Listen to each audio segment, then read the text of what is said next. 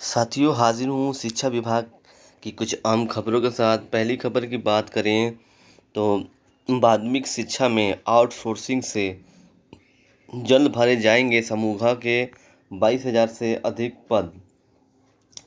माध्यमिक शिक्षा में समूह के 22,230 पदों को शीघ्र भरने की तैयारी है। यह भर्तियां आउटसोर्सिंग के माध्यम से की जाएगी।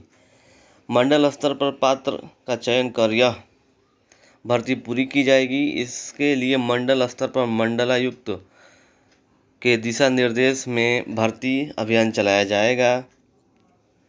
और नीचे आते हैं, अभियान को पारदर्शी तरीके से पूरा करने के लिए विभाग अधिकारियों के साथ साथ मंडलायुक्त द्वारा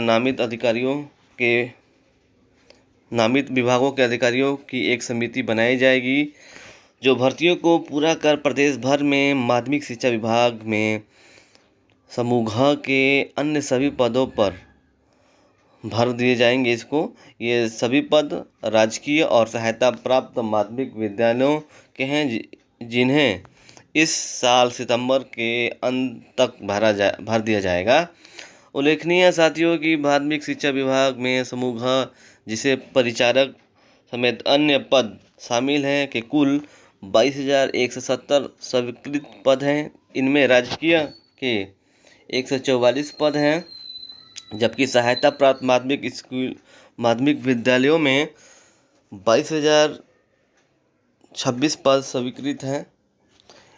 इन स्वीकृत पदों में 50% से भी कुल 19,874 पद सहायता प्राप्त माध्यमिक विद्यालयों में और 66 पद परिचारक अथवा समूह के भरे हुए हैं।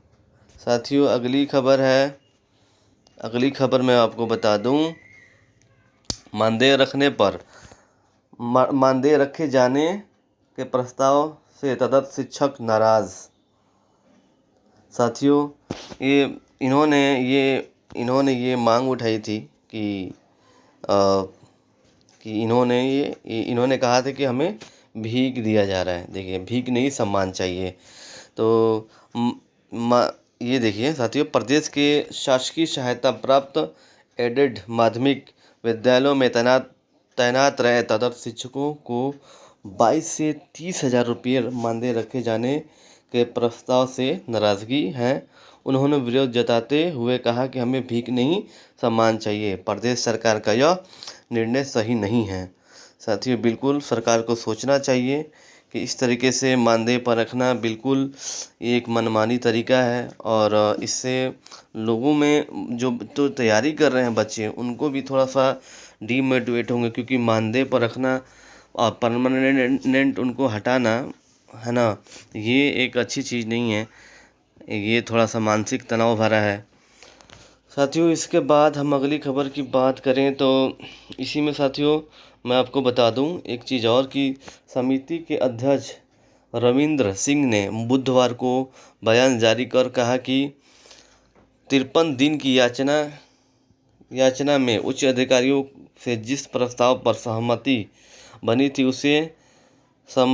थी उसे कैबिनेट में नहीं रखा गया। यह प्रस्ताव उससे अलग है, यह स्वीकार नहीं है। प्रदेश संरक्षक रमेश सिंह ने कहा कि सभी तदर्थ शिक्षक को जो भाजपा के पदाधिकारी, कार्यकर्ता और सदस्य हैं, लखनऊ में भाजपा कार्यालय में जाकर प्रदेश अध्यक्ष को अपना इस्तीफा सौंपेंगे। साथियों, और उन्होंने ये भी कहा कि प्रदेश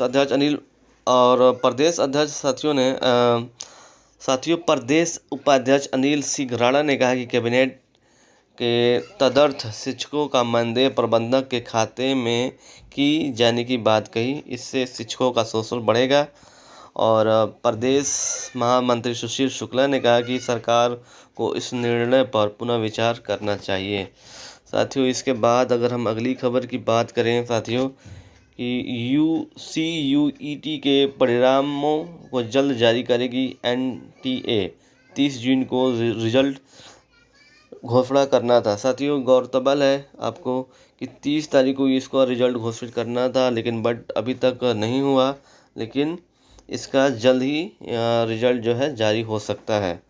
आप देखें, विश्वविद्यालय अनुदान आयोग यूजीसी के चेयरमैन एम जगदीश कुमार ने बुधवार को ये जानकारी दी। साथियों, अगली खबर की बात करें तो इसी में साथियों एक चीज़ और मैं आपको बता दूं कि ये देखिए, UGC chairman M Jagadesh Kumar ने कहा कि एनटीयू परीक्षा परिणाम जारी करने की तैयारी में है, जल्द नतीजा जारी होगा। साथियों, इसमें एक चीज़ और मैं आपको ऐड कर दूं, केंद्र और राज्य के 261 विश्वविद्यालयों जिसमें डीम्ड और प्राइवेट यूनिवर्सिटी भी शामिल है, उनमें दाखिले के लिए कुल 13.4 लाख बच्चों ने पंजीकरण कराया था। विश्वविद्यालयों के स्नातक पाठ्यक्रम में दाखिले के लिए ये प्रमुख परीक्षा है, जिसका परिणाम 30 जून को घोषित होना था, लेकिन बट अभी तक नहीं हुआ, लेकिन अब धीरे धीरे के हो जाएगा।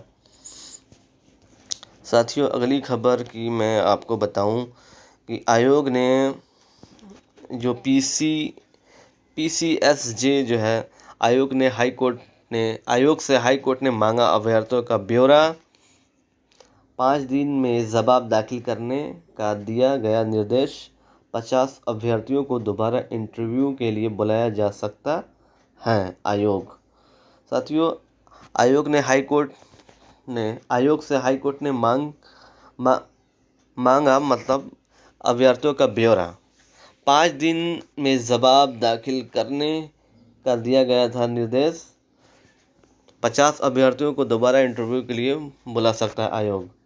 साथियों, इसके बाद अगर हम अगली खबर की बात करें तो ये देखिए साथियों, महंगाई भत्ते की दर 50% तक पहुंचने पर उत्पादन की अधिकतम सीमा में वृद्धि संबंधी शासनादेश जारी। साथियों, ये है यूपी सरकार जो है, सरकारी कर्मचारियों की अधिकतम ग्रेच्युटी 25 लाख रुपये शासनादेश जारी है। साथियों, महंगाई भत्ते की दर जो 50% पहुंचने पर राज्य सरकार के कर्मचारियों के लिए सब्सिडी की अधिकतम सीमा में वृद्धि कर दी गई है। इस बाबत वित्त विभाग के सचिव अनिल रतन कुमार ने शासनादेश जारी कर दिया है। उत्तर प्रदेश वेतन समिति की संस्तुतियों के क्रम में वित्त आयोग अनुभाग द्वारा